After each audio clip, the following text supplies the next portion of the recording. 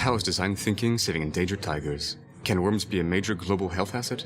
We tackle these discoveries and more as we explore education on this edition of The Business of Everything. We're joined by Dr. CJ Meadows from the Jain School of Global Management. She's part of the front line of the changing face of education and is adapting new ways of thinking like natural innovation and cross-disciplinary thinking. Does universal basic income have limitations? Can silk fibers really make vaccines universally available? Let's find out more. Before we get into the vast topics that you cover, can you tell me a bit more about yourself and what you've been up to lately?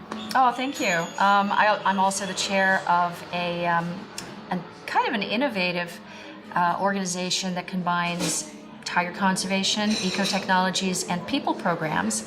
I also homeschool my kids. Best way to learn is teach, so I was just in Calcutta teaching with another one. Another one does sports around the world. And my own personal passion to relax is to feed and photograph sharks. Indeed, that is quite a vast area of interests and occupations. You are very much involved in the alternative approach of education and how to prepare for the future of work. And being a mother of four, I'm sure you're very involved personally as well as professionally. Can you tell me maybe a bit more about what you're doing? Absolutely. I do this all day and I do it all night. The future of education is indelibly tied to the future of work. And what we've been talking about for some time and now actually seeing really happen is open networked organizations, people with portfolio careers, portfolio jobs, people who change what they do constantly and have a constant need for learning. So at the Future of Education think tank, we've taken a peek into the future of work and said, okay, well, what does that mean for developing ourselves and solving problems and being innovative? Who are you? How are you designed? What inspires you? What do you care about? What do you want to spend your life on? What are your talents? So by looking inward and starting there and following what you find interesting, what you choose to study may not make any sense. What you choose to do for a career may not make a lot of sense, but go ahead and collect the dots. Because looking back, you should be able to connect them and create something in a way that no one else in the world can. It's hard now to see what the future takes us from a workplace perspective to what might be relevant then and isn't now. And that's one of the things that we need to think about in education. There's a very big difference between hunting and gathering. So when you gather, you collect the dots, you collect them based on yourself, your interests. It changes how you see the world. Then you'll create with what you have at hand, the people, the ideas, your skills that you've built up beforehand without knowing why. But there will be holes and you'll need to hunt for the missing people, the missing pieces. When do you think is the perfect time for someone to put themselves back into question? Are they on the right path? I mean, this approach is somewhat revolutionary in terms of education. Good times now. The good time is always now. Good time is always now. The future is now. This is yesterday's future, and you'd better be building tomorrow now. Education it was designed out of the industrial age, factories. And we created programs that make cookie cutter people to go into the factories and be cogs in wonderful machines that made terrific advances.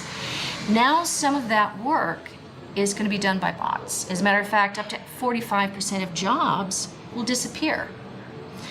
Okay, well, what will people do then? We still have needs.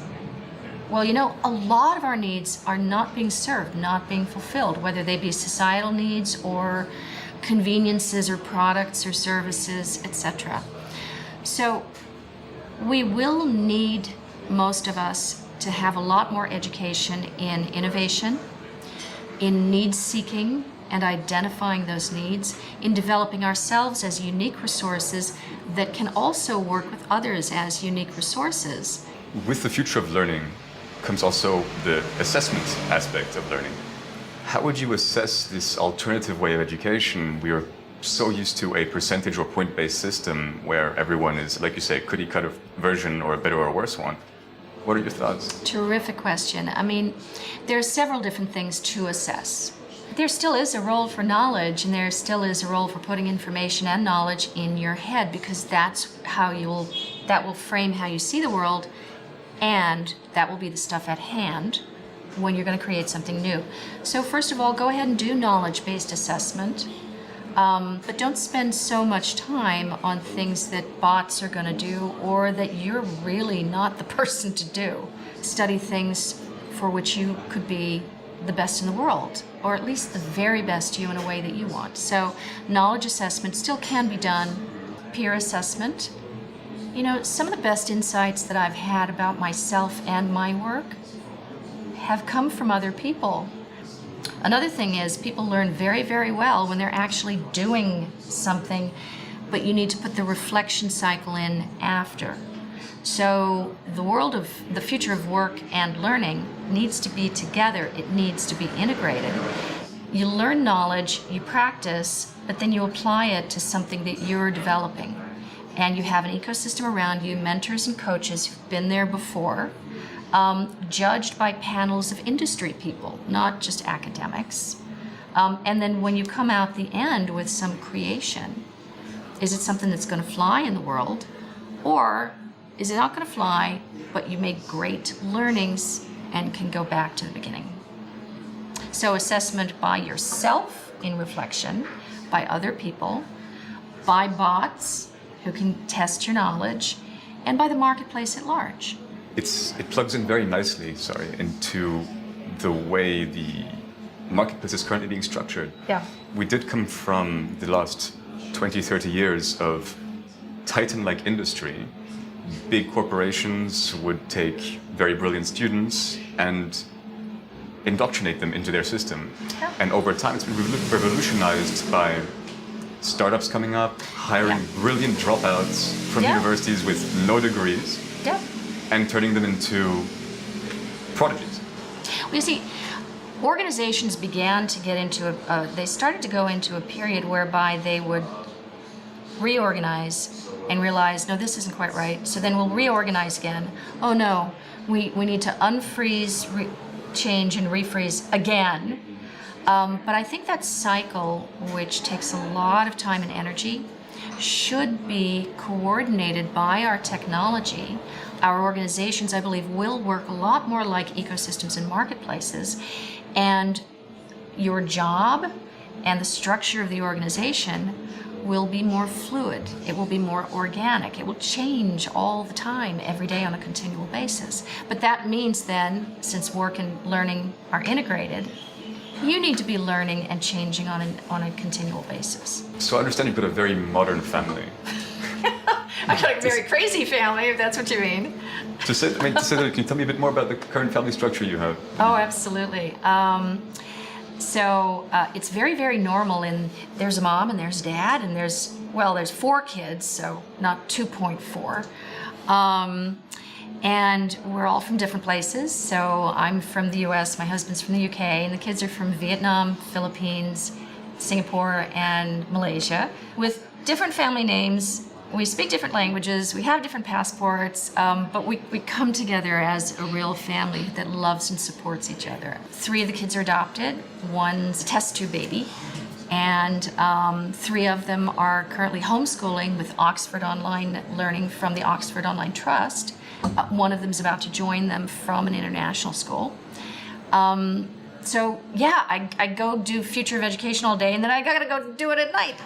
I was going to say, with the way you work in the global future of education and thinking, it must be amazing to have such a variety of a family to talk to. It's fantastic. Oh yeah, and out of the 5 basic human temperaments, we have all 5. One of them is 2. And if they can learn to survive at home, they can go out in the world and do anything with anyone. The youngest just went out with me to Calcutta, to the Loreto School. So they have 700 non-paying students and street children, along with 700 paying students in a truly excellent school. The students do a lot of teaching of each other. So my 14-year-old and I went over, and we were teaching English in the day program and after school with the Rainbow program. And she learned about teaching. She learned about learning, because teaching is the best way to learn. The other The other child is a sportsman in one of the fastest growing sports on the planet. And one reason he wants to homeschool is that so he has the flexibility to attend international tournaments and rallies. With a set program in an industrial age school, he can't do that. It does give the flexibility to learn while doing and, well, keep doing and keep learning, right? Exactly. You learn with your experience, you reflect on it, you collect new ideas into your head, and then you go put it to use, etc., etc.